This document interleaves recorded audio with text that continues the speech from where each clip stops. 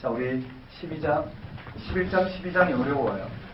왜 이런 말씀이 들어갔는지 파악하기가 그렇게 쉽지 않아요. 이 시간 좀 잘 들어놨으니까요.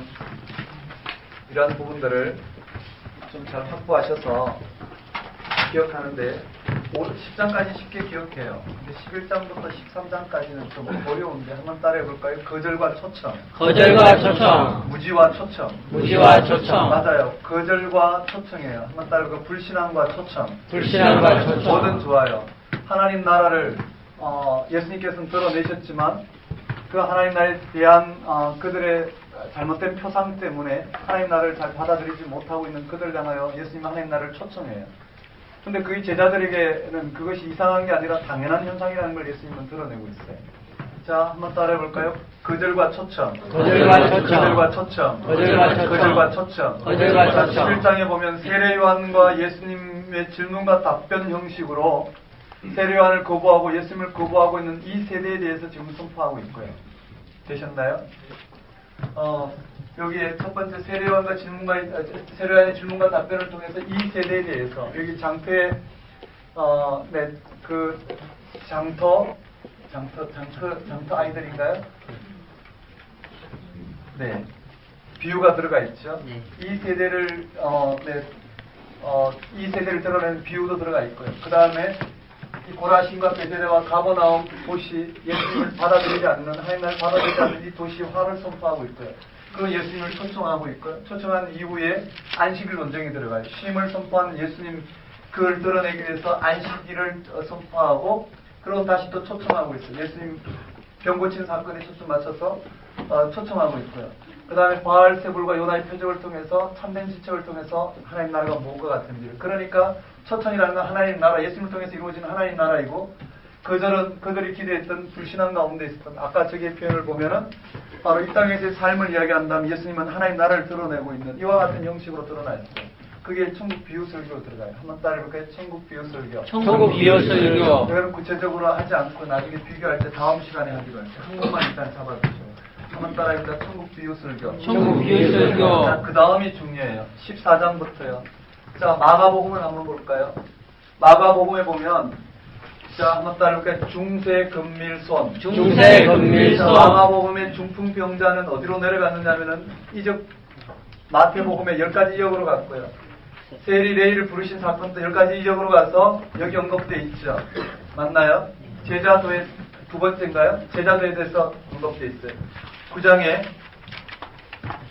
네, 9장의 두 번째 마무리, 여기에 제자도의 세리 레이를 부르신 사건이 있어요.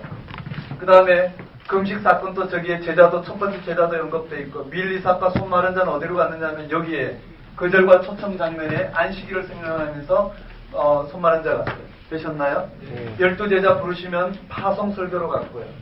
그 다음에 예수님의 친척과 바알세불과 참된 친척을 이야기하고 있는 이 장면들은 12제자 부르심을 통해서 누가 하나님 나라의 기초 공동체가 될 수 있냐는 그 설명을 하고자 하는 게 강조점이 아니라 구약에서 예언된 그 예수님이 바로 그 그리스도가 바로 예수님이시고 예수님을 통해서 드러낸 하나님 나라가 무엇과 같은지를 설명하는 게 초점이기 때문에 이 마가복음에 특히 이와 같은 구조로 설명하고 있는 구조는 없어져요. 그리고 예수님의 친척에 대한 내용은 다시 헤쳐져서 다른 상황 가운데 들어간단 말이에요.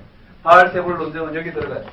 맞나요? 네. 그들한 사건 들어갔고 참된 친척은 예수님이 하나님 나라는 초청의 장면으로 들어가요. 되셨나요? 그럼 여기게 다 해체가 됐어요. 그 다음에 시등스교 풍랑기사는 10가지 재앙으로 들어가고 씨 뿌리는 자, 등불, 스스로 자는 시, 겨자씨, 이 비유의 장면은 이쪽으로 들어가요. 비유로 묶어놨단 말이에요.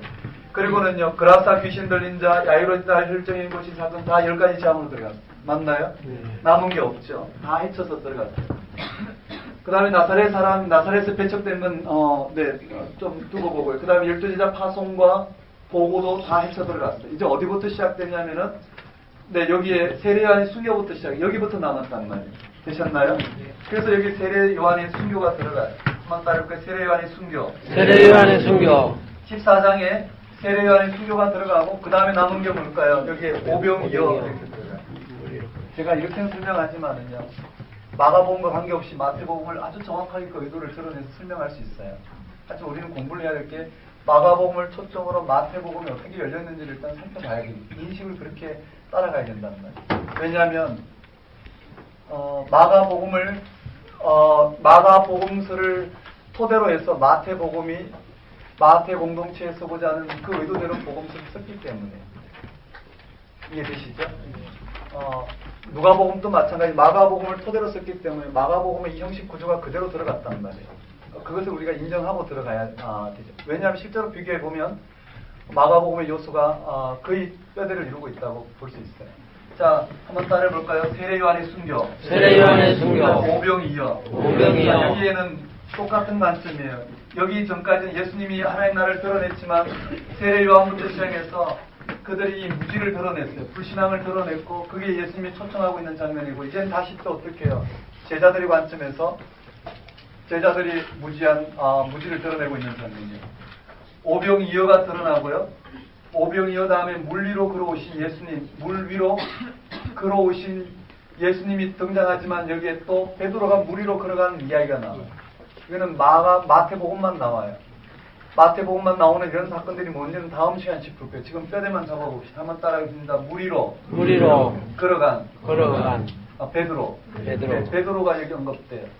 이 사건을 통해서요. 제자들의 오병이어 다음에 무지를 드러내는 사건으로 잘 드러나고 있어요. 한번 따라해 볼까요? 오병이어. 물 위로 걸어오신 예수님. 네, 거기에 물 위로 걸어간 베드로. 네, 이 경험들이 언급되어 있어요. 그 다음에 칠병이어를 봅시다. 칠병이어가 15장 끝에 언급되어 있어요. 한번 따라해 볼까요? 칠병이어. 칠병이어가 언급되어 있고요. 먼저 누가복음 들어가면 칠병이어는 없어요. 누가복음은요, 마태와 마가처럼 유대인들 중심으로 쓴 게 아니고 이방인들 중심으로 썼기 때문에 아예 오병이어를 거기는요 유대인들 대상으로 여기서 유대인들 대상으로 일으킨 이적이 오병이어고 이방인들 대상으로 일으킨 게 칠병이어인데요. 그 배경이 그렇게 설정이 되어 있어요. 그런데 누가복음을 하면 그렇게 할 필요가 없단 말이에요. 이방인들이기 때문에요. 예수님의 이적을 오병이어 하나만 드러내도 오병이어 사건을 통해서 칠병이어 사건까지 그 예수님의 선포 행위를 한꺼번에 드러냈기 때문에 칠병이어는 없단 말이에요. 이해되시죠? 그런 것도 누가복음에서 우리가 살펴볼 거고요. 자, 칠병이어 다음에 제자들이 잘 보셔야 될게요. 밑으로 들어가요.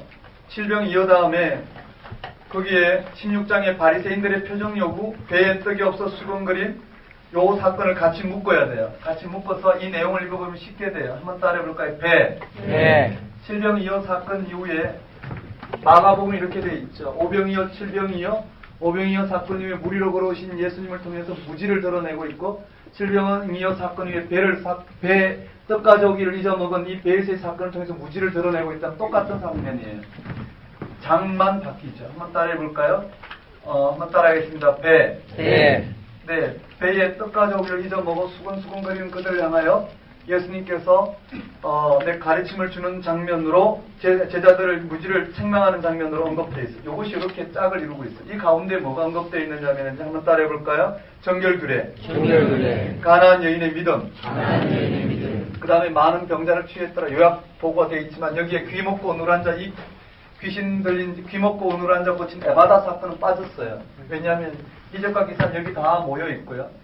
여기서 언급되고 있는 이 귀 먹고 누란 자를 어떻게 눈을 뜰 수 있는가, 어떻게 이러한 정결교의 참된 믿음에 눈을 뜰 수 있느냐, 이 모든 베세다 맹인과 바디메오 맹인과 같이 이와 같은 궁극적인 기능은요 다 여기 들어갔기 때문에 그래요. 하나님 나라를 선포하고 여기에 눈 뜬 자는 다 이와 같이 내 생명에 억압하는 이와 같은 이 땅의 질서가 떠나갈 거고 하나님 나라가 세워질 것이라는 이 가르침 속에서 그 권위가 다 있기 때문에요. 직접적으로 여기서 언급되는 이런 장면들은 마가복음에서 아주 강조하고 있는 장면들은 이미 마태복음에서 여기서 강조되었기 때문에 빠져있다고 보면 되셨나요?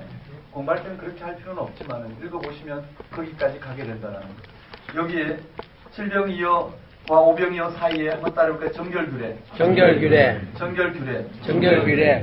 맞죠? 그 다음에요 여기에 가나안 여인, 마가복음에서는 수고리에라고 되어 있죠. 한번 따라볼까요? 가나안 여인의 믿음을 통해서 참된 정결의 의미를 드러내고 있어요. 자, 칠병이어 이후에 제자들이 배에서 그 무지를 드러낸 사건 이후에 여기는 베세다 맹인 사건이 있지만 마태복음에서 빠졌단 말이에요. 제자들이 눈을 뜰 수 있는 것은 여기에 예수님의 가르침을 통해서 이 하나님 나라의 가르치심과 전파하심과 고치심을 통해서 하나님의 눈을 뜰 수 있는 이 권위를 드러냈기 때문이에요. 그리고 5권의 책을 통해서 드러냈기 때문에 더 이상 베세다 맹인과 같은 이러한 마가복음의 특별한 강조점은 필요가 없어졌다고 볼 수 있어요. 제 생각인데요. 여기 베드로 신앙 고백이 들어가요. 한번 따라해볼까요? 베드로 신앙 고백. 베드로의 신앙 고백이 들어가고 이 고백 이후에 1차 순환 예고가 들어가요. 한번 따라해볼까요? 1차 순환 예고. 여기 1차 순환 베드로 신앙 고백 이후에 1차 순환 예고예요. 한번 따라해볼까요? 순환 예고. 여기에 1차 순환 예고가 들어가고요. 그 다음에 2차 순환 예고가 몇 장에 있느냐면은 77장에 있어요. 한번 따라해볼까요? 2차 순환 예고. 2차 순환 예고가 17장에 있고 3차 순환 예고는 어디 있느냐면 20장에 있단 말이에요. 한번 따라해볼까요? 순환 예고. 이것을 잘 기억하셔야 돼요. 마가복음에는요. 순환 예고가 8장, 9장, 10장에 그쳐서 나온다면 마태복음에는 16장, 17장 나오고 넘어간단 말이에요. 왜 넘어가냐면요. 18장에는 이 제자 설교를 대표로 해서 제자도를 다시 한번 여기에 설명하고 있어요. 마가복음의 두 번째 제자도인 9장에 나오는 이 제자도 누가 크냐, 소금, 연자맷돌 이와 같이 언급된 이 마가복음에 선포된 이 제자도를 마태복음에서는 특별히 여기에 마태복음 공동체에 필요한 용서와 죄의 문제 또는 용서와 죄의 문제를 특별하게 강조해서 여기 설명하고 있어요. 되셨나요? 항목이 뭔지만 한번 보십시오. 여러분 어려워하지 마시고요. 그냥 한번 보면 그냥 보여요. 근데 제가 어렵게 설명하는데 그건 항목이 뭔지를 따라가다 보면 궁금증이 있으니까 그런 것들 좀 해결했으면 좋겠다고 좀 설명하는 거예요. 한번 따라해볼까? 1차 순환 예고, 2차 순환 예고, 3차 순환 예고. 자, 베드로의 신앙 고백 이후에 베드로가 신앙 고백했죠. 너희는 나를 누구로 아느냐? 주는 그리스도시요 살아계신 하나님의 아들이십니다. 고백했을 때 이를 알게 하신 이는 하나님이시다 고백하면서 그 예수님이 그 그리스도가 바로 십자가에 달려 죽어야 되고 3일 만에 부활하셔야 된다는 걸 선언했어요. 이 사건 이후에 16장에 보면 순환 예고 이후에 제자들이 무지가 드러나요. 한번 따를까요? 무지. 책망. 똑같아요. 무지가 드러나고 책망하고. 그게 예수님께서는 변화산 사건을 한번 따를까요? 변화산. 7장의 변화산 사건. 그 다음에 귀신 들린 아이. 한번 따를까요? 귀신 들린 아이. 간질병 들린 아이라고 되어 있죠. 귀신 들린 아이를 고친 사건이 나오고 그 다음에 순환 예고가 들어가고 똑같은 구조예요. 그 다음에 제자들의 근심은 바로 무지를 드러내고 한번 따를까 무지. 그 다음에 예수님께서 다시 또 제자도에 대해서 설명해요. 한번 따를까 제자도에서 설명하는데 그게 특별히 다음 시간에 잡아볼 건데요. 그게 마가복음에 없는 사건 하나가 있어요. 그게 한번 볼까요? 성전세 반세기를 언급돼요. 한번 따라볼까요? 성전세 반세기. 예수님께서 율법을 지킨 장면이에요. 성전세 반세계를 물고기 입에서 한 세계를 얻어서 내는 장면이 나와요. 그리고 제자 설교가 나오고요. 그 다음에 19장에 한번 보면 한번 따를까 이혼. 지금 마가복음과 똑같아요. 이혼. 어린아이 교훈. 네, 어린아이 교훈이 들어가고 부자 청년 이야기가 들어가고 한번 따라볼까요? 부자 청년. 제자들의 보상. 네, 제자들의 보상 문제가 들어가고 그 다음에 제자들의 보상 문제를 다시 한 번 더 비유로 설명하기 위해서 포도원 품꾼 비유가 들어가요. 한번 따라볼까요? 포도원 품꾼 비유. 마가복음에 없는 내용이 들어갔어요. 포도원 품꾼 이야기 들어가고 그 다음에 한번 따라해볼까요? 3차 순환 예고. 그 다음에 제자들의 무지가 누가 크냐는 논쟁으로 들어가요. 한번 따라해볼까요? 누가 크냐. 그리고 이 문제를 해결하기 위해서 여리고 두 맹인 이야기를 들었어요. 한번 따라해볼까요? 여리고 두 맹인. 바디메오 맹인이 아니라 이 여리고의 두 맹인 이야기를 통해서 마태복음은 드러내고 있어요. 이와 같은 장면으로 연결돼요. 자, 저와 함께 한번 정리해 봅시다. 저를 한번 보실까요? 마가복음을 공부했어요. 그쵸? 마태복음을 공부해요. 마태복음 특징부터 잡는 거예요. 되셨죠? 자, 마가복음을 우리가 공부했던 전제의 마태 특징을 잡고 마태복음 한번 따라해 볼까요? 한번 따라하겠습니다. 전 역사. 전 역사. 예수 그리스도의 계보. 예수 그리스도의 계보. 탄생. 예수 그리스도의 탄생. 지역이 세 군데 나와요. 동방박사. 동방박사. 애굽 귀신. 나사렛 사람. 나사렛 사람. 거기까지는 마태복음의 특별한 내용이었어요. 그리고는 마태복음의 마가복음과의 기준에 들어가요. 한번 따라해볼까요? 세례 요한. 세례 요한. 세례 받으신 예수님. 세례 받으신 예수님. 시험 받으신 예수님. 시험 받으신 예수님. 갈릴리. 갈릴리. 하나님 나라의 선포. 하나님 나라의 선포. 제자 부름. 제자 부름. 그리고는요, 예수님께서 당신의 권위를 드러내기 위해서 하나님 나라를 선포하는 방식을 설명하고 있어요. 고치시심. 고치심. 가르치심. 가르치심. 전파하심. 전파하심. 고치심. 고치심. 그리고 가르치심이 들어가요. 하나님 나라에 대한 가르침이 들어가요. 한번 따라해볼까요? 산상설교. 산상설교. 고치심. 고치심. 10가지. 10가지. 10가지 기적. 10가지 기적. 기적을 통해서 하나님 나라가 무엇과 같은지를 설명했단 말이에요. 그리고 이러한 하나님 나라, 예수 그리스도를 통해서 임한 이 하나님 나라의 권세를 가지고 제자들을 파송했어요. 한번 따라해볼까요? 열제자 파송. 열제자 파송. 열제자 부르심, 명단, 파송 내용들이 다 들어가요. 그리고 올라와요. 이러한 하나님 나라가 예수님과 제자들을 통해서 선포되는 하나님 나라가 이 땅 가운데 선포되었을 때 이 세상은 어떻게 받아들이냐라는 거예요.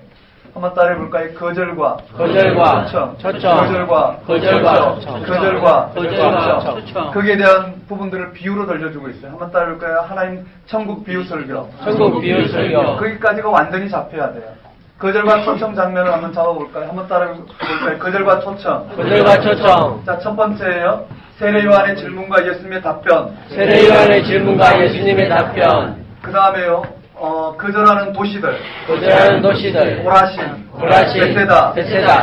가버나움. 그 다음에 초청이에요. 수고하고 무거운 짐진자들아. 수고하고 무거운 짐진자들아. 똑같이 옆에다가요. 한번 따라해볼까요? 거절과 초청. 거절과 초청. 자, 수고하고 무거운 짐진자를 선포해서 안식일 개념이 나오는 거예요. 밀리사. 손 마른 자. 그리고 예수님 초청하는 거예요. 예수님이 누구신지를 드러내는 거예요. 그게 이사야 42장에 종의 노래가 들어갔어요. 한번 따라해볼까요? 상한 갈대를 꺾지 아니하시고. 그거 하나만 일단 드러냈지만은 이사야 40장 1절에서 4절까지 말씀이 그대로 기록되어 있어요. 되셨습니까? 그 다음에 한번 따라해볼까요? 거절과 초청. 근데 실질적으로 들어가요. 바알세불. 요나의 표적. 그 다음에요. 초청. 참된 친척. 다시 한번 볼까요? 거절과 초청. 거절과 초청. 자, 먼저 세례 요한 질문과 답변. 그 다음에 불신앙하는 도시들. 초청. 수고하고 무거운 짐진자들아. 이제 초청했어요. 밀리사. 손 마른 자. 이사야 42장 말씀인데 한번 따라해볼까요? 종의 노래. 상한 갈대를 꺾지 아니하시고. 거절과 초청. 바알세불. 요나의 표적. 참된 친척. 되셨나요? 무엇을 말하는지가 분명히 들어와요. 그럼 그 내용들을 기억하고 그 구조를 파악하면 말씀하시고는 의도가 들어오게 된단 말이에요. 다시 한번요. 그럼 여기 10장까지는 분명해요, 구조가. 그렇죠. 하나님 나라의 실체를 드러내 보였단 말이에요. 이 하나님 나라를, 이 실체를 가지고 이 땅 가운데 선포했을 때 그들의 반응이에요. 그게 결정적으로 천국 설교, 천국 비유 설교를 통해서 드러나요. 씨 뿌리는 비유를 통해서 다양한 삶의 자리를 언급하고 복음에 대한 하나님 나라에 대한 이해들을 드러내고 있어요. 그 앞에 무슨 내용이 있느냐라는 거. 마가복음 전반적으로 걸쳐서 이야기되고 있는 그 하나님 나라에 대한 거절이 마태복음에서는 반적으로 이게 드러난단 말이에요. 되셨나요? 하나님 나라는 거절이 여기는요. 중풍병자 세리, 금식, 밀리사, 손 마른 자를 통해서 여기에서 뭘 언급되냐면 종교 지도자들과 논쟁을 통해서 드러났다면은요. 마태복음에서는 그렇지 않다라는 거. 이와 같은 형식으로 지금 선포되고 있어요. 되셨나요? 자, 한번 봅시다. 한번 따라하겠습니다. 거절과 초청. 자, 첫 번째는요. 한번 따라하겠습니다. 거절과 초청. 세례 요한의 질문과 예수님의 답변. 화했을진저. 네, 고라신. 베세다. 가버나움. 초청. 수고하고 무거운 짐진자들아. 네, 그 초청하는 예수님이 안식이 된다는 걸 드러내고 있어요. 한번 따라해볼까요? 밀리사. 손 마른 자 고침. 그 다음에 초청. 종의 노래. 상한 갈대를 꺾지 아니하시고. 거절과 초청. 바알세불. 요나의 표적. 참된 친척. 되셨나요? 명확해요. 그리고는 한번 따라하겠습니다. 천국 비유 설교. 그리고 이제 마가복음을 생각해야 된단 말이에요. 세례 요한의 순교부터 시작한 마가복음을 네, 한번 보면은 구조가 똑같아요. 한번 따라해볼까요? 세례요한의 순교, 세례요한의 순교, 오병이어, 그러신 예수님. 물리를 그러신 예수님. 네, 이걸 통해서 제자들이 무지를 드러내는데 거기에 무리로 걸어오신 예수님의 이 내용에 베드로가 무리로 걸어갔다는 이야기가 마가복음, 마태복음에 추가가 됐단 말이에요. 그 다음에 정결교례 수로보니게 여인이 가나안 여인으로 등장하게 된 똑같은 구조예요. 그 다음에 기먹고 누란 자는 어떻게 해요? 마태복음에서 이적과 기적장이 별도로 있기 때문에 이 역할, 마가복음에서 하고자 하는 역할은 빠졌단 말이에요. 이해되시죠? 그리고는요, 칠병이어가 드러나고 배에서 일어난 사건이 드러나요. 베세다 맹인 사건 빠졌어요. 베드로의 신앙 고백이 나오고, 그리고는요, 순환 예고가 나오고, 무지가 나오고, 제자도가 가르쳐지고, 또 순환 예고가 나오고, 무지가 나오고, 제자도가 가르쳐지면서 그 안에 변화산 사건과 귀신 들린 아이 고친 사건이 나와요. 그런데 여기에 제자도에는 뭐가 포함이 되었느냐면 여기에 성전세 반세계를 내는 사건이 언급되어 있어요. 마태복음의 특징이죠. 이해되시나요? 예수님은 구약에서 율법을 어기기 위해서 오신 게 아니라는 거예요. 율법 가운데 있지만 그 율법을 완성한 신분으로 왔다는 게 마태복음의 중요한 관점이기 때문에. 그리고는 이 제자도에 대해서 풀어서 마태복음에서는 18장에 자세한 제자도를 드러내 있어요. 거기에 마가복음에 없는 비유 내용들이 들어가 있어요. 용수를 상징으로 하고 있는 내용들이 들어가 있어요. 그 내용을 보면 될 거고요. 그 다음에 언급된 마가복음에 이혼과 어린아이 교훈과 부자 청년과 보상 문제가 언급되어 있고, 이 보상 문제를 설명하기 위해서 마태복음에는 포도원 품꾼 싹비유, 한 대라는씩 받는 싹비유가 들어가 있고, 그 다음에 순환 예고가 들어가고 무지가 드러나고 바디메오 맹인 대신에 두 맹인 사건이 들어가 있답니다. 이해되시나요? 네. 다시 한번 여기서 봅시다. 한번 따라하겠습니다. 세례요한의 순교, 세례요한의 순교, 오병이어, 그러신 예수님, 물리를 그러신 베드로 예수님, 사건, 베드로 사건, 칠병이어, 배. 되셨나요? 그 안에 두 사건이 있는 건 맞고 기먹고 누란자 에바다 사건은 빠졌단 말이에요. 이해되시죠? 어떻게 드러낼 필요가 없잖아요. 그 다음에 베드로 신앙 고백, 그 다음에 순환 예고.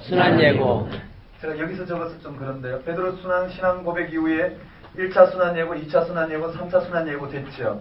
그 중심에 무지가 드러나고, 예수님의 제자도를 가르친 제자도가 언급되어 있고요. 제자도는 뭘까요?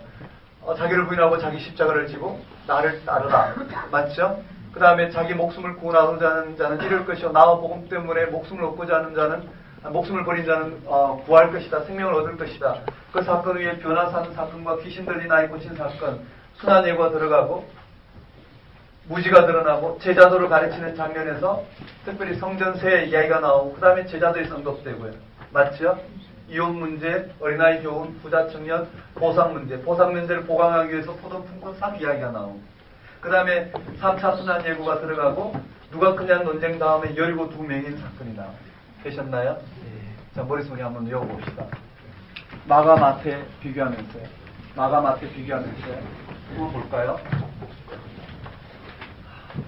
네, 한번 따라하겠습니다. 13장 천국 비유 설교 다음이에요. 천국 비유 설교 다음에 바로 이 사건이 나온단 말이에요. 되셨나요? 맞죠? 이 앞에 내용은 예수님의 초청과 거절 사건이 나왔어요. 그렇죠? 그것을 여기다가 다 묶어놓고는 여긴 천국 비유 설교를 통해서 선포하고 들어가요. 자, 한번 들어가 봅시다. 세례요한의 순교, 오병이어, 칠병이어. 잠깐만, 장구본은 그냥 표현해놓고 장구본 정도만 외우면 돼요. 구태기 몇 장에 들어가고 이것보다 그냥 몇 번 확인하면 장구본은 자연스럽게 돼요. 한번 따라해볼게요. 오병이어, 칠병이어. 그 다음에 무리로 걸어오신 예수님, 칠병이어, 배. 오병이어, 무리로 걸어오신 예수님. 추가된 게 있어요. 베드로 무리로 걸어온 사건이에요. 되셨죠? 그 다음에 정결규례, 가나안 여인의 믿음. 그 다음에 귀먹고 누란 자 사건, 많은 병자 고친 사건으로 대처되어 있단 말이에요. 그 다음에 한번 따라할게요. 칠병이요. 네. 자, 그 다음은요. 한번 따라하겠습니다. 베세다 맹인 사건 빠지고요. 베드로 신앙 고백이 나와요. 베드로 신앙 고백. 주는 그리스도시여 살아계신 하나님의 아들이시다 고백했어요. 맞죠? 이 사건 이후에 한번 따라해볼까요? 1차 순환 예고, 2차 순환 예고, 3차 순환 예고, 제자들의 무지, 제자도. 되셨나요?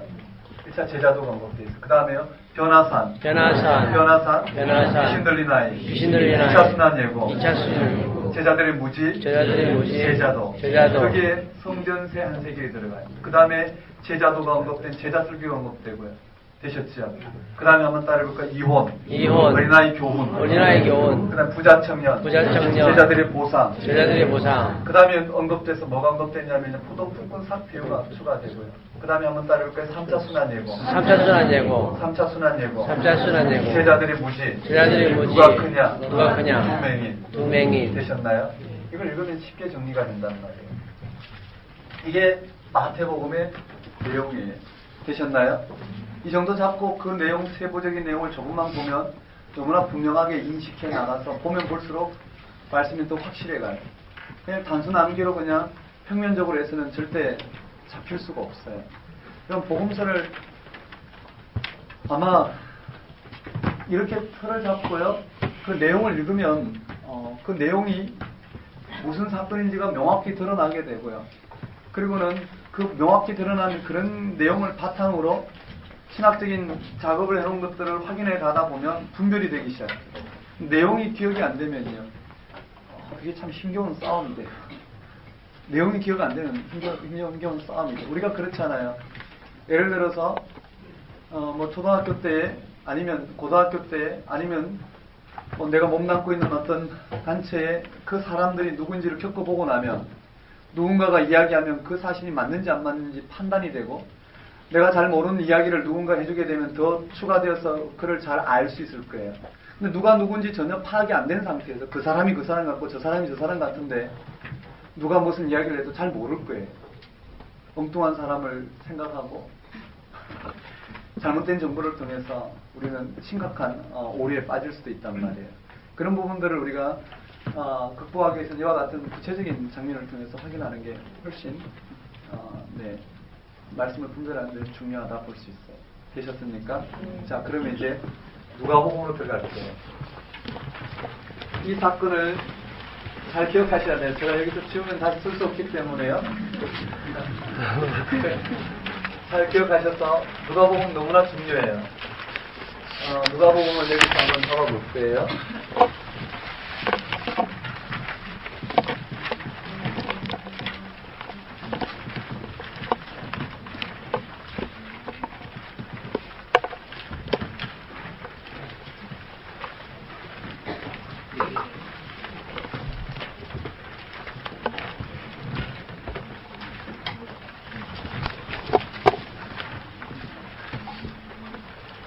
누가복음 한번 펼쳐보시겠어요?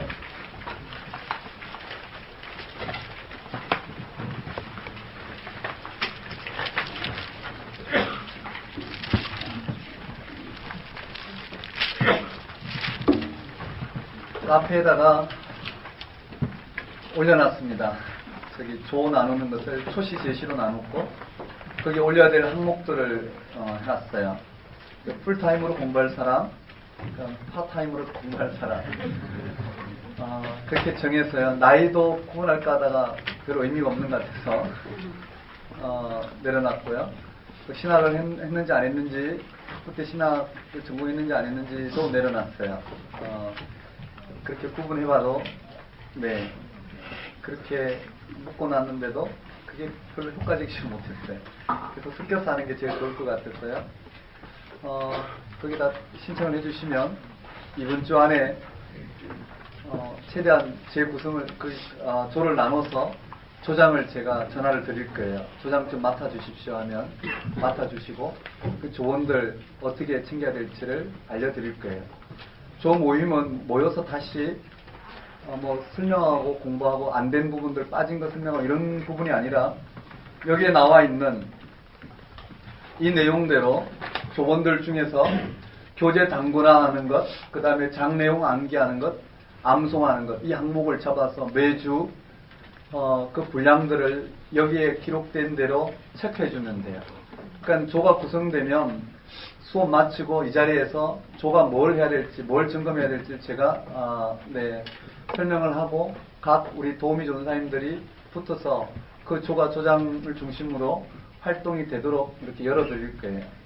그렇게 돼서 이렇게 해나가면 될 것 같아요. 처음부터 막 무리하지 않더라도 호흡을 맞추게 되면 한 여름쯤 되고 아니면 우리 특강 들어갔을 때 조들이 들어와서 이렇게 하게 되면 이렇게 잘 묶여서 이렇게 진행이 될 거예요. 그러니까 조 활동을 뭔가를 가르치고 부족한 걸 막 공부하는 것보다는 공부한 내용을 바탕으로 일단 점검하고 각자가 공부 시간을 확보하되 방향에 맞게끔 공부하는지를 점검해서 와서 표현해내고 이런 과정들을 반복적으로 하면서 일정한 공부 리듬이 나오게 되면 그때부터 조들은 해야 될 게 많을 거예요. 그 전까지 조가 모이고 공부 연구실을 점검하고 또 그가 시동을 걸어서 할 수 있을 정도로 서로 자극을 주는 정도에서만 진행을 하면 분명히 각 조의 특징별로 이렇게 하게 되지 않을까 생각해요.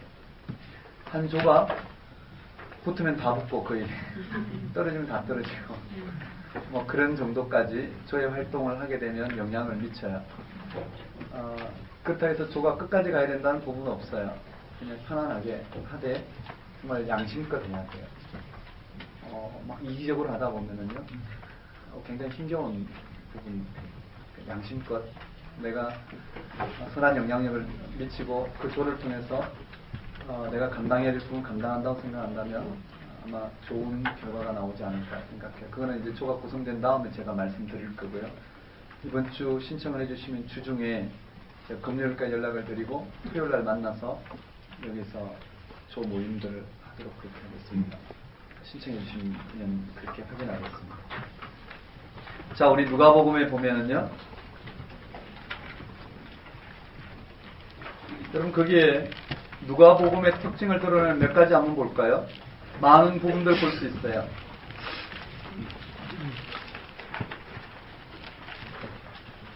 성경을 같이 펼쳐서 한번 볼까요?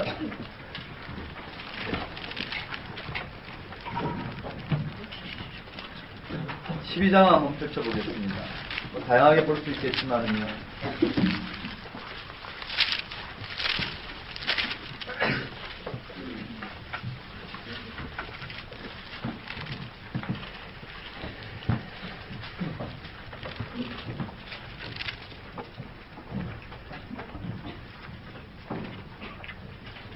(12장) 13절에서 21절까지 한번 읽어볼까요?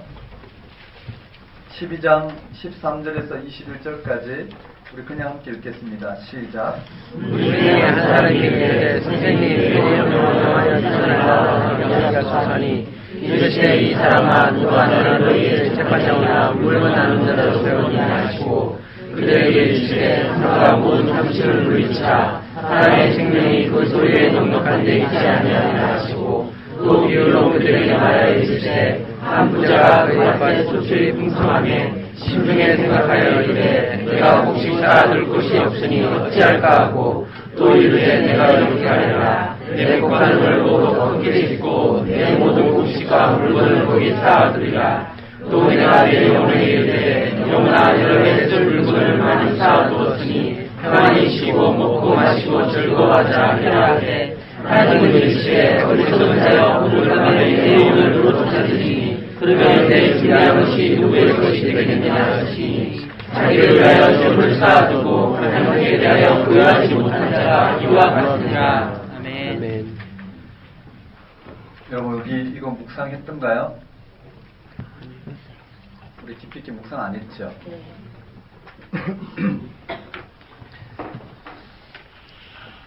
네, 이렇게 좀 봤으면 좋겠는데요. 누가복음에서 이야기하고자 하는 특징이에요.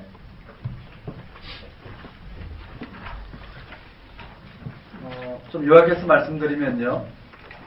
그게 두 가지 내용이에요. 하나는 실제 이야기고 하나는 비유로 들려주고 있는 이야기예요. 거기에 유산을 재산 분할 사건을 예수님은 탐욕의 사건으로 평가했어요. 탐욕의 문제로 평가했는데요. 거기 보시면 탐심을 물리쳐라 사람의 생명이 그의 소유에 넉넉한 데 있지 아니하니라. 그리고는 부자 이야기를 들려주고 있어요. 지금 묵상보다 결론부터 말씀드리면은요.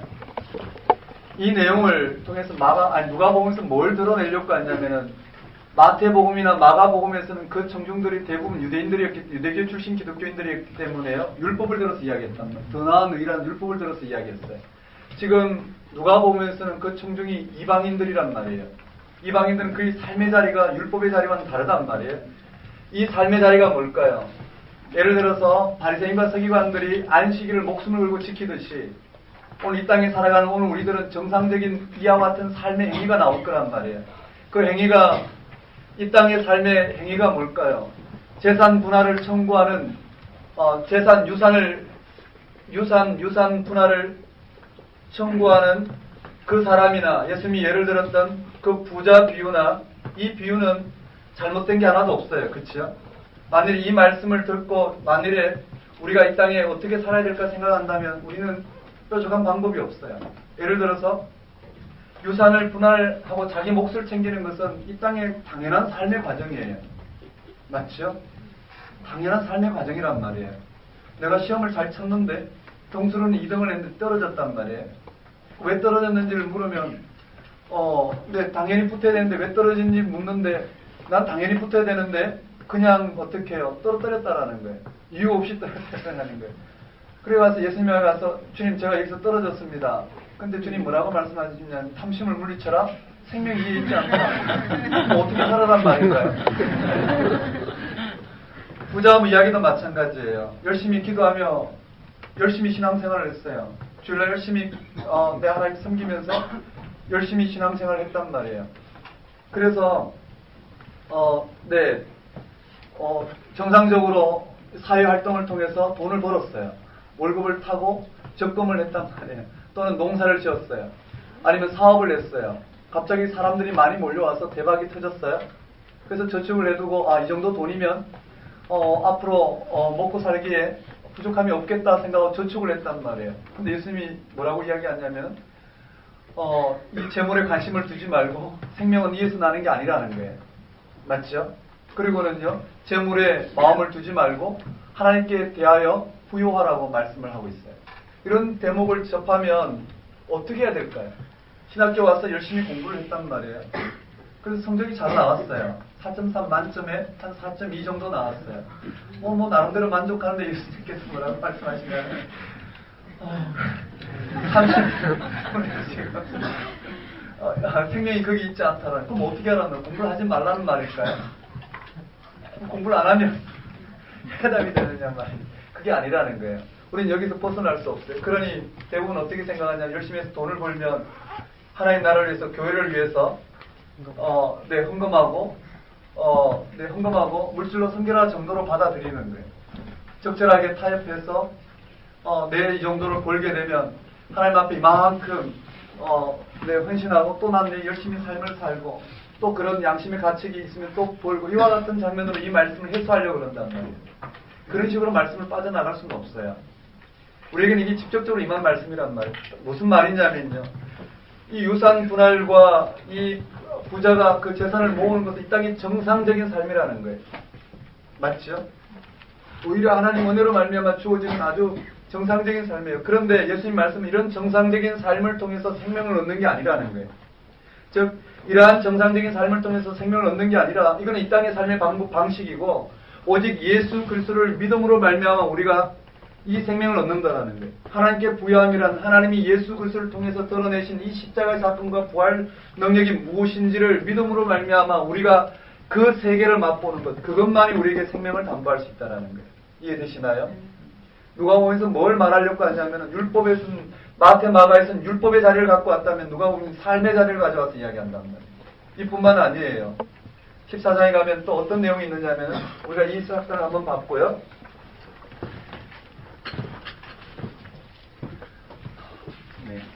깊이 묵상해서 나누고 싶은 말씀을 이렇게 빠르게 전하는 마음에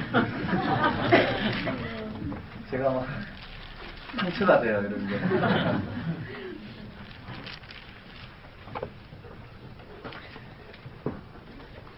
네.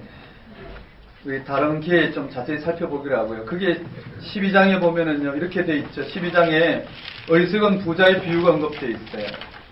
맞죠? 그리고 거기에 보면 12장에 막 다 그렇게 설명할 수 있어요. 제가 최근에 새벽 기도에 누가복음을 강의하면서 이렇게 전체를 살펴봤는데요. 거기 12장에 또 언급된 부분에 49절에 보면 잘 이해하지 못한 부분이 있어요. 42장 49절에 보면, 12장 49절에 보면, 우리가 방금 읽었던 21절 이하 22절에 보면 이렇게 되어 있어요. 또 제자들에게 이르되 그러므로 내가 너희에게 이르노니 너희 목숨을 위하여 무엇을 먹을까 몸을 위하여 무엇을 입을까 염려하지 말라. 목숨이 음식보다 중하고 몸이 의복보다 중하니라. 까마귀를 생각하라. 심지어 심지도 아니하고 거두지도 아니하며 골방에도 없고 창고도 없을 때 하나님이 기르시나니 너희는 새보다 얼마나 더 귀하냐. 왜 이 말씀이 주어졌느냐라는 거예요. 34절에 보면 너희 보물이 있는 곳에 너희 마음도 있느니라. 되셨나요? 31절에 보면 다만 너희는 그의 나라를 구하라. 그리하면 이런 것들을 너희에게 더하시리라. 왜 이 말씀이 주어지냐면 이 내용이 이후에 이런 보편적인 삶 이후에 왜 이 내용이 주어졌느냐면 오늘 우리가 이 생명이 있으면 오늘 우리가 보물이 있는 곳에 마음도 있다라는 거예요. 예수 그리스도를 통해서 이것이 우리에게 너무나 확실한 이 삶을 가지고 이 땅을 살아간다면 이 땅에 살아가는 모든 삶의 방편은 하나님께서 허락하신 그대로 우리에게 어떻게 해요? 주어진 대로 우리는 살아가게 될 것이라는 거예요. 이해되시나요? 우리가 우리의 삶을 확장하는 것을 통해서 하나님을 경험하는 게 아니라 하나님은 우리가 어떠한 삶이 주어져도 이것이 너무나 확실하면 이 삶을 드러내는 삶, 그런 삶이 우리에게는 하나님께서 허락하신 삶이라는 거예요. 그의 나라와 의를 구하면 이 땅에 살아가는 모든 삶의 형편은 하나님께서 알아서 하시겠다라는 거예요. 그것이 우리가 부유함에 처하든 가난에 처하든 어떠한 삶이든 이 삶을 우리 삶 속에 드러내는 삶으로 하나님께서 열어주셨다는 거예요. 되셨나요? 그것을 지금 드러내고 있어요. 그리고 또 그 다음에 보면 깨어 준비하라. 그 다음 내용에 보면은 불을 던지러 분쟁을 일으키러 왔다. 49절에 보면 내가 불을 땅에 던지러 왔노니 이 불이 이미 붙었으면 내가 무엇을 원하니요?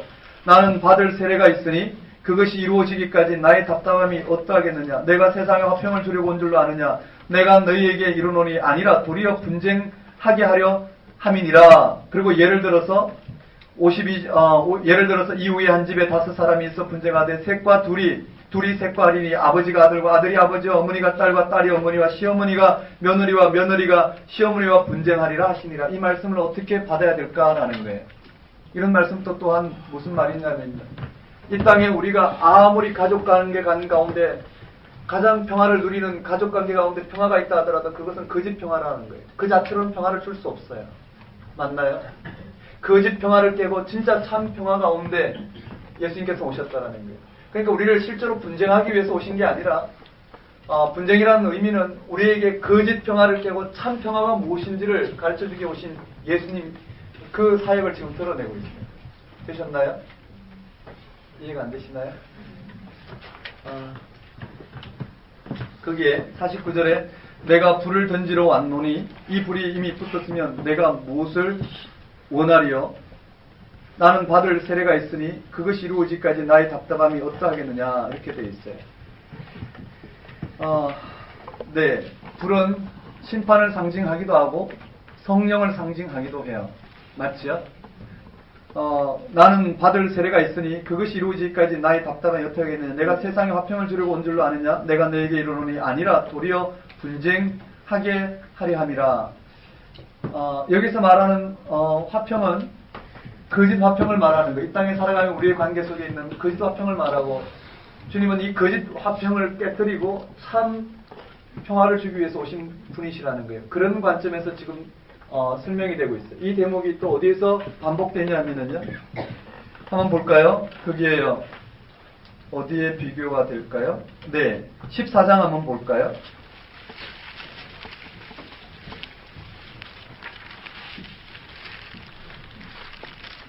재밌는 내용들이 나오는데요. 14장 25절에서 35절까지 말씀이에요.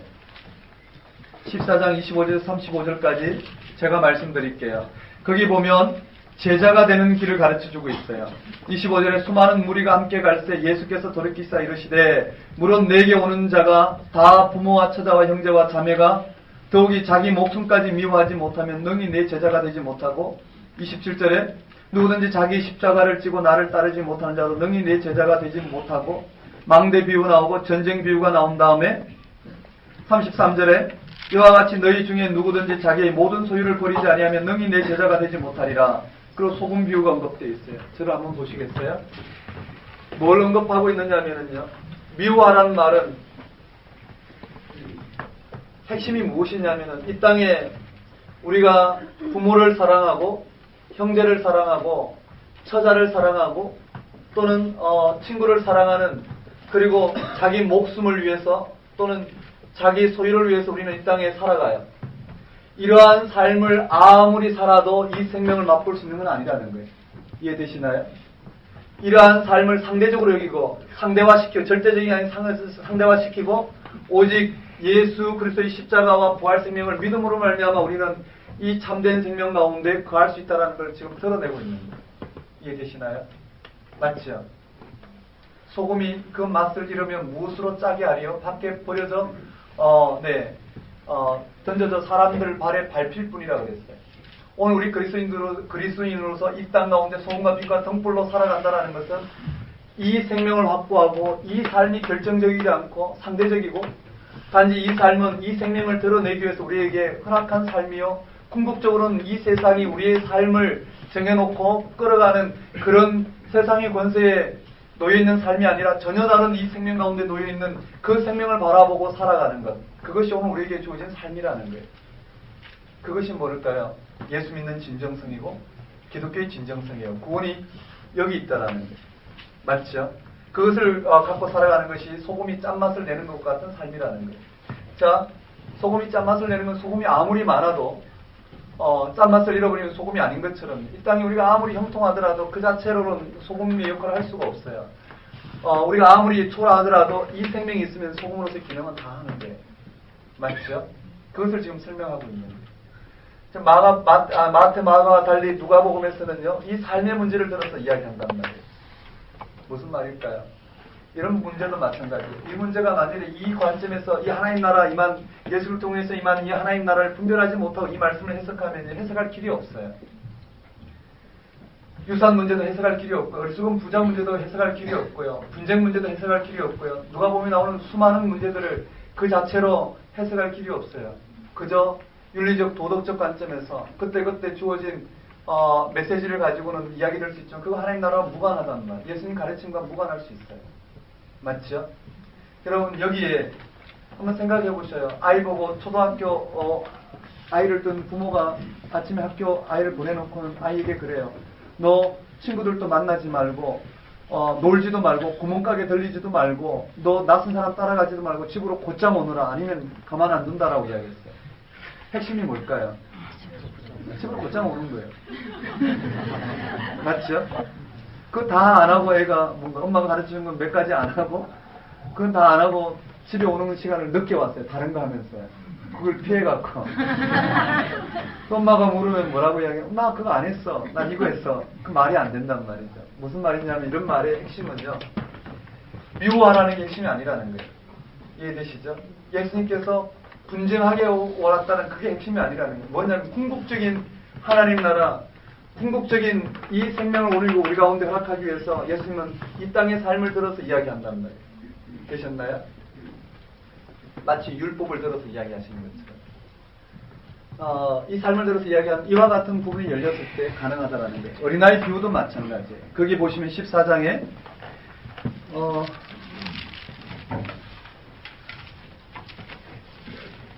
14장에 보면 그 수종병 든자 고치고 그 끝자리 앉으라 7절 이하 나오죠. 한번 따라해볼까요? 높은 자리, 끝자리. 그럼 거기에 보면 높은 자리 끝자리에 나와요. 저를 한번 보실래요? 이 7절부터 14절까지 특히 7절부터 11절까지 보면 되겠군요. 자기를 높이는 자는 낮아지고 자기를 낮추는 자는 높아지리라 이렇게 언급되어 있어요. 여러분 이 본문의 핵심은 뭔가요? 이것도 마찬가지. 이 땅의 삶의 문제를 가져와서 하나님 나라를 선포한단 말이에요. 제가 빨리 설명해야 되니까. 높은 자리, 낮은 자리를 통해서 드러내고자 하는 부분은요. 잔치집에 왔어요. 잔치집에 오자 높은 자리에 앉으면 주인이요. 낮은 자리에 그건 합당한 자리가 아니면 낮은 자리에 앉히고요. 낮은 자리에 앉은 자는 높은 자리에 앉히기도 한다라는 거예요. 그러니까 하나님 나라는 자기를 높이는 자는 낮아지고 자기를 낮추는 자는 높아지는 것이 하나님 나라라고 드러내고 있어요. 이걸 바리새인의 삶을 들어서 지금 바리새인의 삶을 들어서 이방인들에게 하나님 나라를 선포하는 자리인데요. 무슨 말인가요? 겸손을 이야기하잖아요. 이것도 우리가 깊이 묵상해야 되는데 우리는 그래서 이 세상이 좀 겸손하게 사는 것이 우리의 미덕이라고 이야기해요. 근데 이 본문은 이 땅의 어떤 윤리적인 삶 이런 부분들은 처세술을 이야기하는 게 아니란 말이에요. 윗자리와 아랫자리는 뭘까요?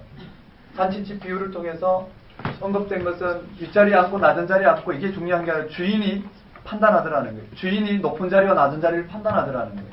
핵심이 뭘까요? 주인이 핵심이란 말이에요. 맞나요? 주인이 핵심이에요. 잔치집의 주인이 핵심이라면 주인은 하나님이에요. 하나님이 우리를 판단하기 위해서 하나님 판단이 어디에 드러나냐면 예수 그리스도 십자가의 죽음과 부활 사건을 통해서 하나님 판단이 주어졌단 말이에요.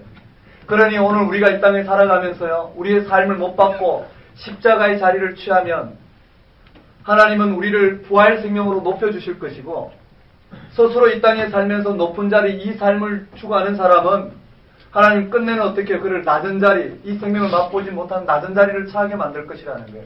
하나님 나라는 높아지고자 하는 자는 이 땅에 삶을 붙드는 자에게는 낮아질 것, 이 생명을 맛보지 못한 낮아짐이 있을 것이고 이 세상에서 낮아지고자 하는 십자가의 죽음을 맛보는 자는 높아질 것이라는 것을 설명한단 말이에요.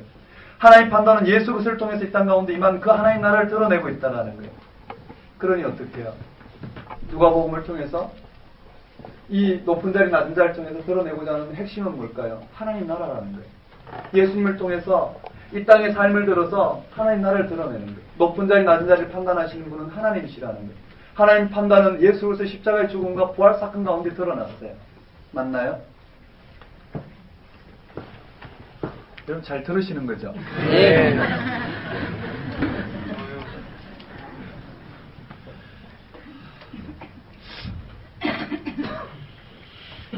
네, 이 문제를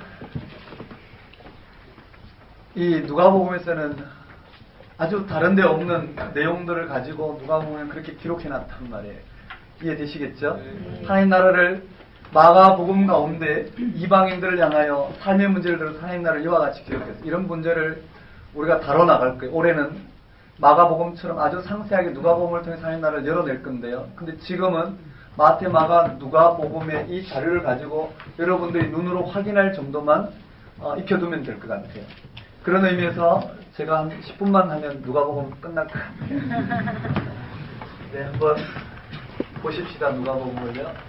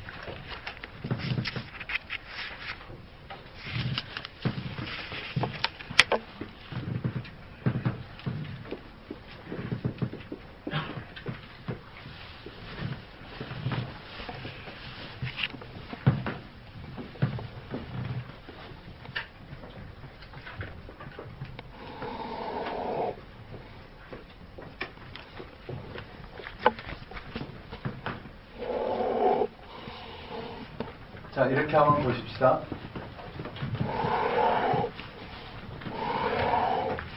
빨간색을 드셨어요? 색깔펜을 드셨어요?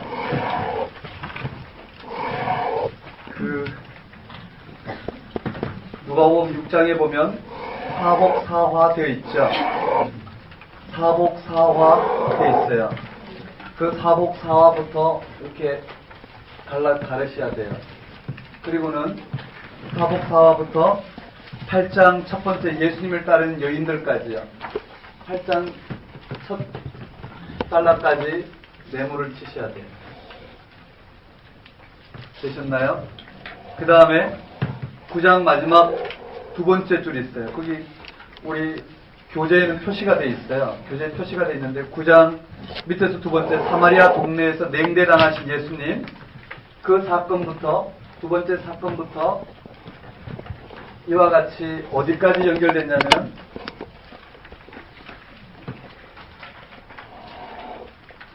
18장 위에서 두 번째 줄까지요. 18장 위에서 두 번째 줄까지 이렇게 연결되어 있어요.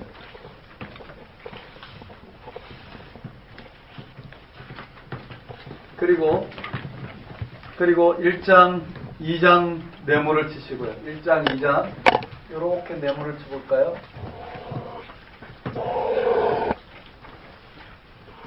자, 저를 한번 보십시다. 1장, 2장 이렇게 네모를 쳤어요. 그 다음에 6장에서 8장, 6장 부분과 8장 부분이 이렇게 돼 있어요. 그 다음에 9장 끝에서 두 번째 줄부터 전체 여기까지 18장까지요. 이렇게 돼 있어요. 한번 따라해 볼까요? 여기 한번 따라해 보겠습니다. 누가복음 이야기인데요. 한번 따라해 볼까요? 삽입특수. 이렇게 해볼까요? 삽입. 이렇게 돼 있어요. 누가복음에는요, 마가복음의 형식에 마가복음을 따르되 마가복음에 누가복음이 드러내고자 하는 복음의 형식을 마가복음에다가 그저 이렇게 삽입해서 기록했어요. 나머지는 거의 마가복음 순서가 똑같아요. 되셨나요? 자, 어디에서 누가복음이 특징이 드러날까요? 바로 1, 2장, 6, 7, 8장, 9장부터 18장까지 누가복음의 특징이 다 드러날 거예요. 되셨나요? 이 내용이 무엇인지는 일단 남겨두고요. 왜냐하면 마가, 마태, 누가가 확실히 비교가 돼야 되니까 놓고 우리가 이 안의 내용만 한번 보십시다. 이 안의 내용을 한번 보면은요, 한번 따라해볼까요? 세례요한. 여기 그대로예요. 여기 마가복음 보면서 한번 볼까요? 한번 따라해볼까요? 세례요한의 선포 사역인데요. 그렇지만 마태, 마가, 누가의 세례요한의 선포 사역의 내용이 달라져요. 예를 들어서 보면 여기에 모든 육체가 다 구원을 입는다고 그랬어요. 근데 여기에는요, 모든 육체라는 말은 빠졌단 말이에요. 이런 부분들 인용을 통해서 마가복음, 마태복음과 달리 누가복음의 특징이 드러나는데 지금 이거 들은 거 어렵게 생각하지 마시고 다음 시간에 보면 확실하게 익혀져요. 한번 따라해 보겠습니다. 세례요한의 선포 사역. 그리고는요, 세례 받으신 예수님 나와요. 한번 따라해볼까요? 세례 받으신 예수님. 세례 받으신 예수님. 그 다음에 4장에 가면 시험 받으신 예수님이 나와요. 한번 따라해볼까요? 시험 받으신 예수님. 장보다 흐름이 중요해요. 한번 따라해볼까요? 세례 받으신 예수님. 거기에 세례 받으신 예수님과 시험 받으신 예수님 사이에 뭐가 들어가 있느냐면은 마태복음의 1장에 예수 그리스도의 계보가 언급되어 있는데 여기에 세례 받으신 예수님 다음에 예수 그리스도의 계보가 나와요. 한번 따라볼까요? 예수님의 계보. 이 정도 차이가 있더라 정도 보면 돼. 시험 받으신 예수님께서 갈릴리로 가시죠. 한번 따라볼까요? 갈릴리로 가셔요. 갈릴리에서 선포 사역을 시작해요. 한번 따라하겠습니다. 하나님 나라를 선포하는 사역을 시작하시고요. 그 다음에 내 제자 부르심이 드러나야 되는데 여기서 내 제자 부르심이 여기 있지 않아요. 뭐부터 언급되어 있느냐면은요. 거기에 보면 나사렛 회당에서의 설교와 배척받고 설교하신 장면, 더러운 귀신 들린 자 고친 사건, 베드로 장모 고친 사건, 이런 부분들 언급돼요. 먼저 내 제자 사건이 마가복음에서 언급된 게 빠졌단 말이에요. 여기 한번 따라올까요? 갈릴리. 하나님 나라 선포. 내 제자 부름. 가버나움 회당에서 권세 있는 교훈. 병 고침. 여기서 내 제자 사건이 이 뒤로 넘어가요. 왜 그런지는 나중에 봐야 된다는 거예요. 하나님 나라 언급되고 그 다음에 갈릴리 회당에서 한번 따라해볼까요? 권세 있는 교훈. 그 나사렛 회당에서 설교로 등장하죠. 여기서는 한번 따라해볼까요? 나사렛 회당에서 설교. 여기 설교한 장면과 배척이 동시에 이루어지고요. 별 차이가 없어요. 나중에 다음 시간에 누가복음 좀 더 강조해서 보면은 확실하게 익혀질 거예요. 거기 한번 따라볼까요? 더러운 귀신. 네, 귀신 들린 자 죽기 사건이 일어나고요. 베드로 장모 고친 사건이 등장해요. 되셨죠? 그리고 많은 병자 고친 사건이 언급되고요. 갈릴리 여러 회당에서 전도한 사건 이후에 이 사건은 마가복음 1장에 언급되는 사건이에요. 그리고는 네 제자 부르신 사건 여 밑에 언급돼요. 한번 따라볼까요? 네 제자. 네 제자. 네 제자 부르심이 이 다음에 언급되어 있고요. 그 후에 나병, 중풍, 세리, 금식, 밀리삭, 손 마른 자 12제자 부르심 그대로 연결되어 있어요. 여기에요. 나병 사건과 중세, 금밀, 손 12제자까지 그대로 언급되어 있어요. 한번 따라해볼까요? 나병, 중풍병자, 중풍병자, 네, 세리 레이, 세리 레위, 네, 금식, 밀리삭, 그 다음에 손 마른 자, 손 마른 자, 네, 이렇게 언급되어 있죠. 이게 밑으로 들어가 있죠. 금식 다음에 밀리삭과 손 마른 자는 6장에 들어가 있고요. 한번 따라해볼까요? 12제자 부르심. 12제자 부르심이 언급되어 있어요. 되셨나요? 12제자 부르심이 언급되어 있어요. 12제자 부르심 다음에 예수님의 친척과 바알세불과 참된 친척이 있지만 이 사건은 마가복음의 특징이었기 때문에 누가는 이 사건을 취하지 않았어요. 그리고는요, 뭐가 언급되어 있느냐면 바로 한번 따라해볼까? 12제자 부르심. 12제자 부르심. 그 다음에 씨 뿌리는 자 비유. 씨 뿌리는 자 비유로 바로 넘어가요. 즉, 이 사건, 여기에 누가가 살인한 사건 이후에 8장에 가면 씨 뿌리는 사건 들어가요. 한번 따라해볼까? 씨 뿌리는 비유. 씨 뿌리는 비유. 여기 씨 뿌리는 비유가 언급되어 있고요. 그 다음에 등불 비유가 언급되어 있어요. 등불 비유가 언급되어 있고 그 가운데 참된 친척이 언급되어 있어요. 왜 여기 들어갔는지는 나중에 보겠고요. 한번 따라하겠습니다. 참된 친척. 참된 친척. 몇 가지 마가복음의 순서를 바꾼 건 6가지밖에 안 나와요. 그것만 외우면 되는데 다음 시간에 한번 설명을 드리고요. 뭐가 있는지만 봅시다. 여기에 씨 뿌리는 자 비유, 등불 비유, 여기 스스로 자르는 시, 겨자씨 비유는 빠졌어요. 빠진 것도 나중에 잡으면 되고요. 그 다음에 풍랑, 그라사, 야이로의 딸 혈증 여인 고친 사건이 그대로 등장해요. 한번 따라볼까요? 풍랑. 풍랑, 그라사 귀신 들린 자, 야이로의 딸과 혈증 여인 고친 사건이 들어가요. 한번 따라해봅시다. 풍랑. 그 다음에 그라사 귀신, 혈증 여인, 야이로의 딸. 그렇게 되고 9장에 보면은요, 여기 12제자 파송한 사건이 나오잖아요. 이 사건 이후에 12제자 파송이 들어가요. 나사렛 배척은 나사렛에서 이 설교 장면에 들어가 있기 때문에 설교 다음에 배척되는 사건이 바로 연결되었기 때문에 빠졌어요. 그 다음에 12제자 파송이 들어가요. 한번 따라하겠습니다. 12제자 파송. 12제자 파송. 12제자 파송한 사건이 언급되고요. 그리고는 오병이어가 등장해요. 한번 따라해볼까? 오병이어. 오병이어가 등장해요. 오병이어가 등장하고요. 여기에 무리로 걸어온 사건은 빠졌어요. 왜 빠졌을까요? 이 무리로 걸어온 사건은 빠졌어요. 한번 따라해보겠습니다. 오병이어. 여기에 오병이어가 등장하고요.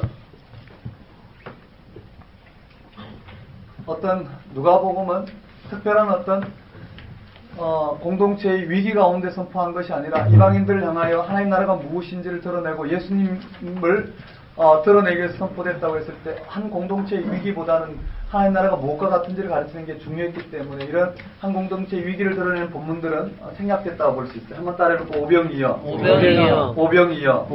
그 다음에 베드로 신앙 고백, 순환 예고, 제자도, 변화산, 귀신 들린 아이, 순환 예고, 제자도. 되셨나요? 네. 뭘 이야기해야 되는지 한번 보시죠. 여기 한번 볼까요?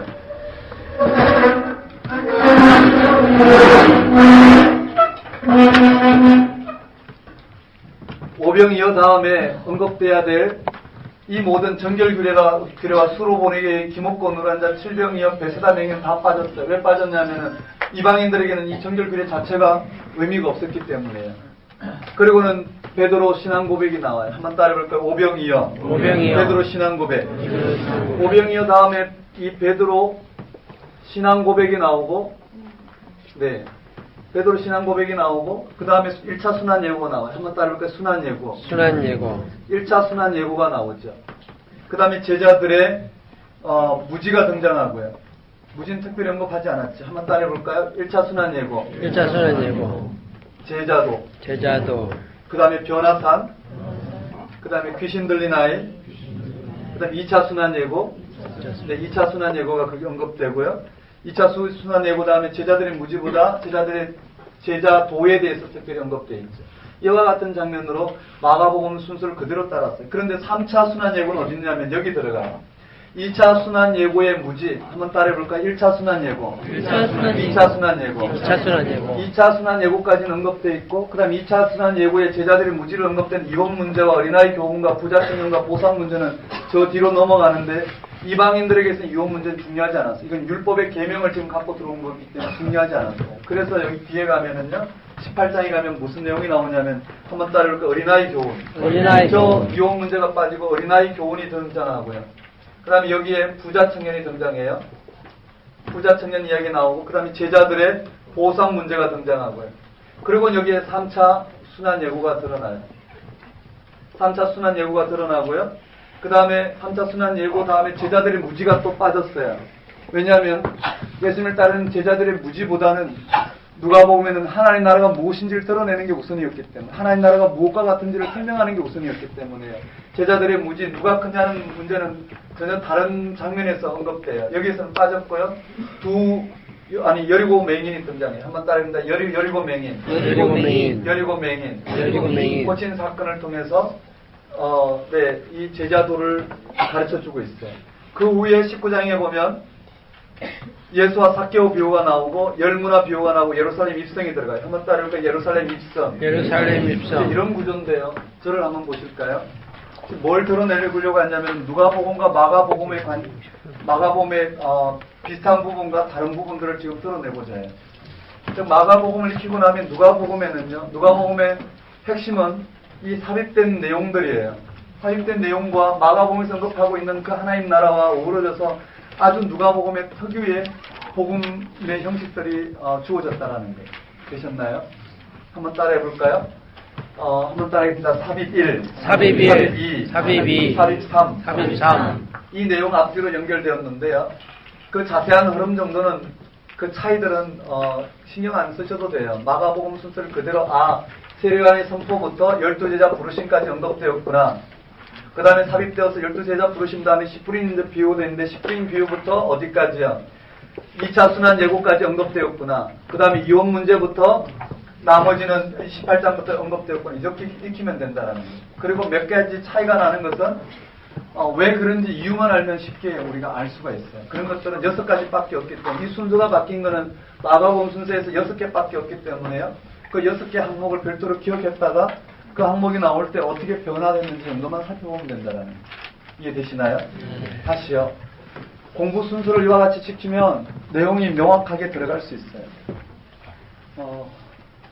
저희들이 그 학부 때 시험을 보게 되면은요, 그냥 마가복음 전체를 쓰시오라고 돼 있어요. 그럼 구조와 그 특징과 그냥 쓰는 거예요, 백지에다가요. 그만큼 세부적으로 익혀야 되거든요. 그럼 마가, 마태, 누가 이 비교 대조한 내용을 토대로 마가의 메시지의 관점과 마태의 메시지의 관점과 누가의 메시지의 관점을 쓰시오라고 돼 있어요. 그렇게 하려면 지금 제가 여기 색깔 표시는 안 했지만은요, 다음 시간에 이제 색깔펜을 가져오셔야 되는데요. 형광펜 있죠? 적어도 4색 이상의 형광펜을 가져오셔야 돼요. 빨간 건 반드시 있어야 되고요. 초록색, 노란색은 반드시 있어야 돼요. 빨간색, 초록색, 노란색은 반드시 있어야 돼요. 왜 그러냐면 여기다가 이제 색깔을 입히면은요, 그 색깔을 입힌 것이 바로 공부해야 될 내용이 된다라는 거예요. 그래서 우리가 공부할 때 마태, 마가, 누가 꼼꼼히 읽으면서 그 문학적 단위를 파악하면서 의도를 파악하면서 공부를 하고 그것이 한꺼번에 기억이 안 되니까 기억하려고 이렇게 펼쳐놓고 지금 공부한 자료가 그래서 나온 건데요. 항목을 펼쳐놓고 이와 같이 다 펼쳤어요. 이보다 더 세부적으로 적었죠. 펼쳐놓고 거기다가 색깔을 표시하기 시작했어요. 5색을 갖고 표시하니까 너무 많은 경우가 나오는 거예요. 예를 들어서 마가복음에 나오는 것 빨간색, 마태복음에만 나오는 것 빨간색, 누가복음에도 나오는 것만 빨간색. 즉 빨간색은 각 복음서에만 나오는 특징만 잡았어요.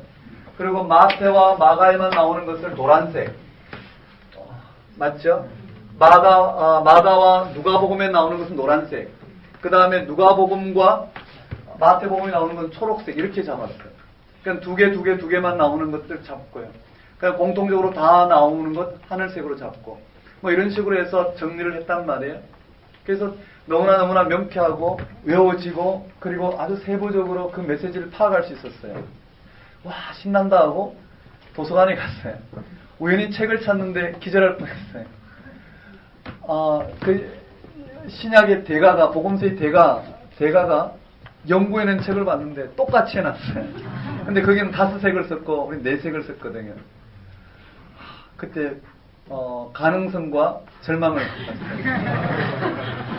가능성은 와 이런 대가들도 이렇게 공부했네.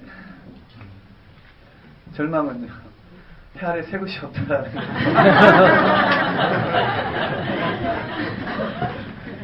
그러면서 복음서 연구에 굉장한 재미를 보게 됐고, 지금은 복음서 전체는 그 의도가 있다라는 거예요.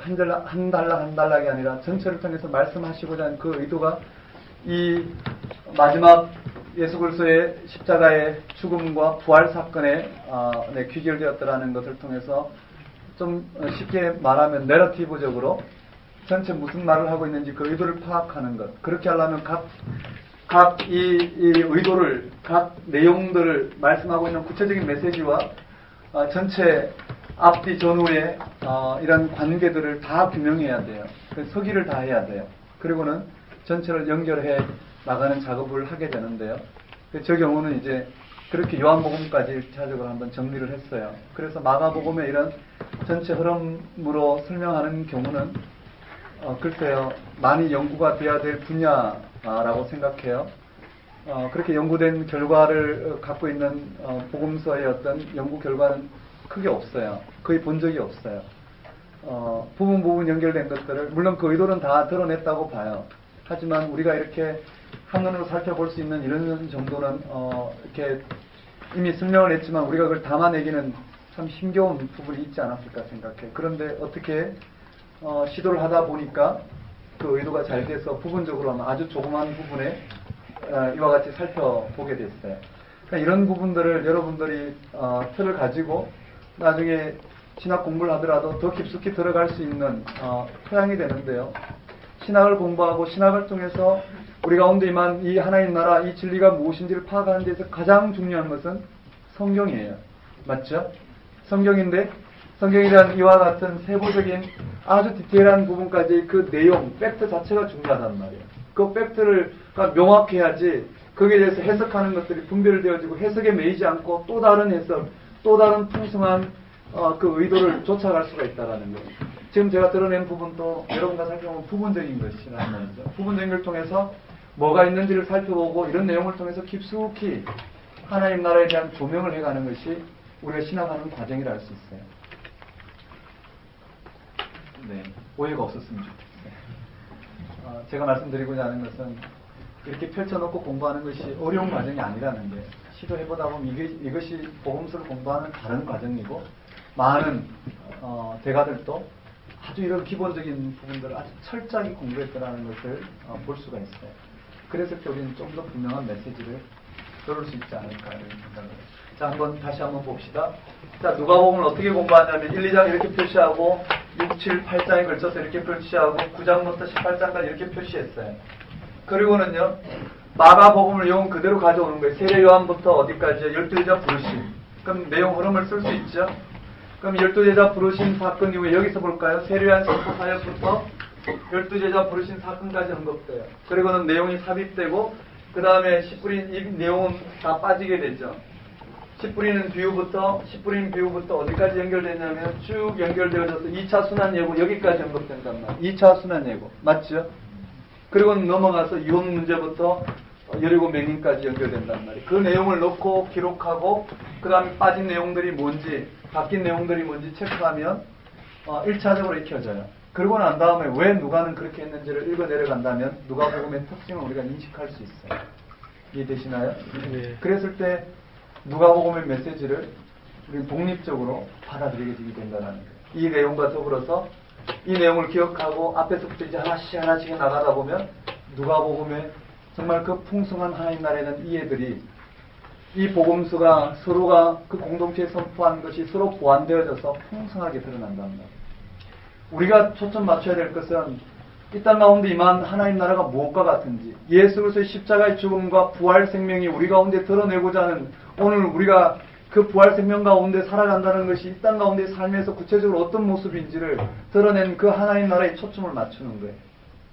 그 하나님 나라가 무엇과 같은지를 풍성한 이 복음서의 하나님 나라에 대한 가르침을 통해서 우리는 이해를 하고 깨닫게 되고 결국은 우리를 보게 하신 그 방향대로 성령께서 역사하셔서 우리를 통해서 하나님 나라의 능력을 맛보게 하고 그때는 어떻게 해요? 하나님 나라의 그 능력에 붙들리게 되는 그 생명에 붙들리게 되는 어떠한 우리의 생명의 위협 앞에서도 우리는 굴하지 않고요.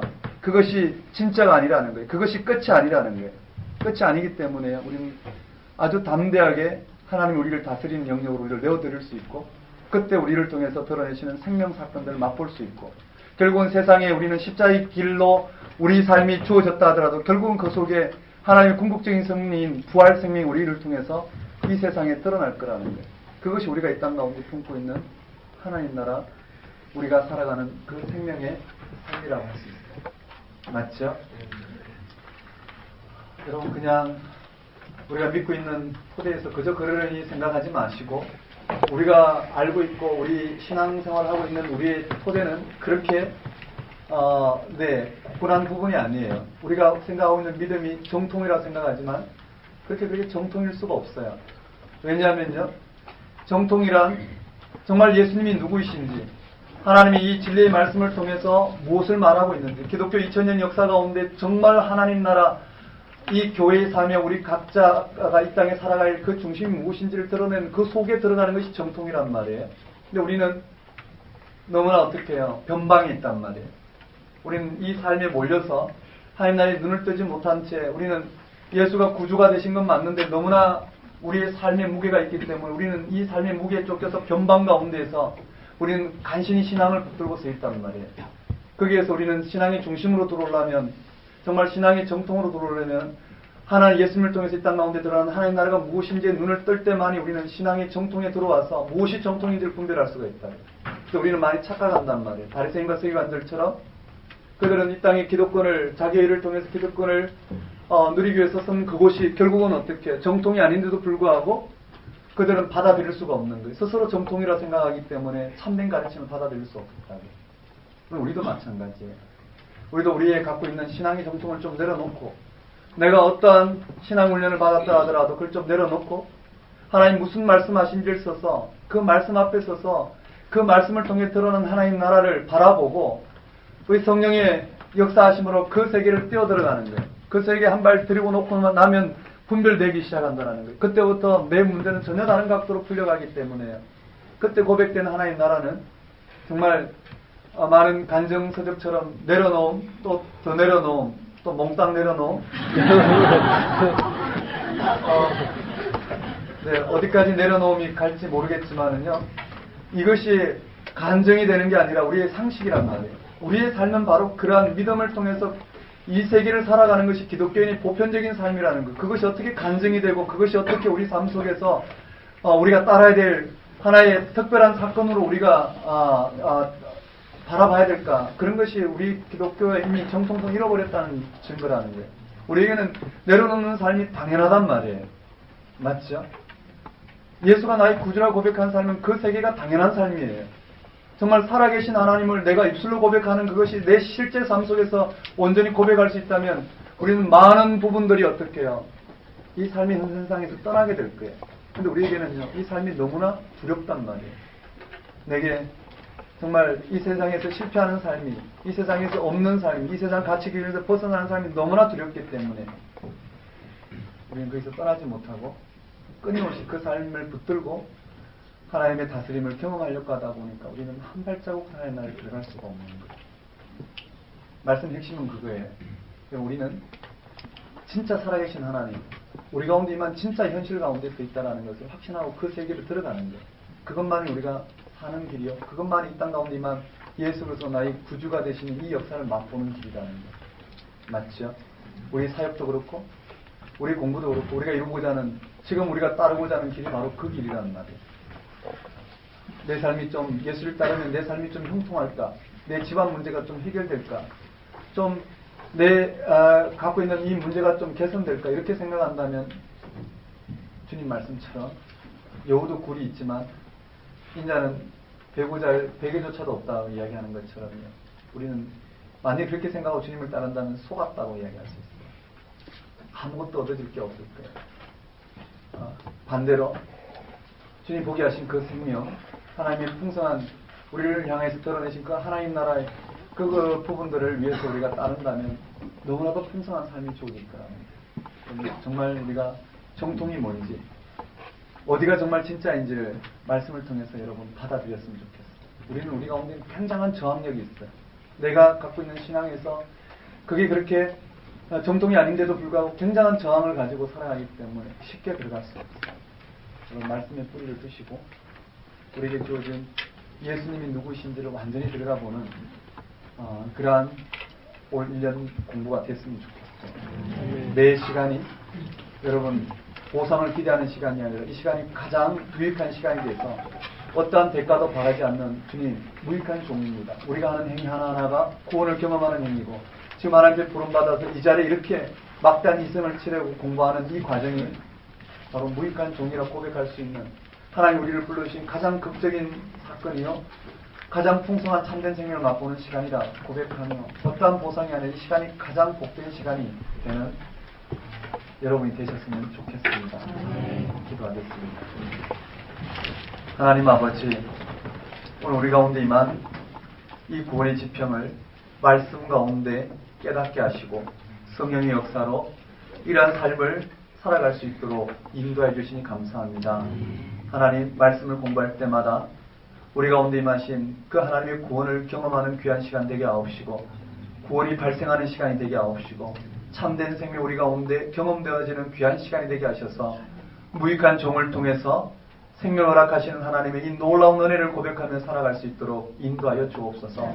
윤바이블 스터디 가운데 이 말씀 나누는 은혜를 허락하여 주옵시고 말씀이 선포될 때마다 우리의 심령이 하나님 나라의 참된 생명을 경험하는 귀한 영적인 경험이 있도록 주님께서 사용하여 주옵소서. 주님 복음서 말씀을 통해서 공부하는 기쁨을 허락하여 주옵소서. 우리 삶 과정 성경을 읽고 공부하고 하나님 나라를 묵상하고 성령의 능력을 경험하는 일련의 행위들을 하나님 고된 노동으로 생각하지 않게 하옵시고 귀한 시간, 복된 시간으로 받아들이게 하셔서 기쁨 가운데 행할 수 있도록 인도하여 주옵소서. 예수님 이름으로 기도드리옵나이다. 아멘.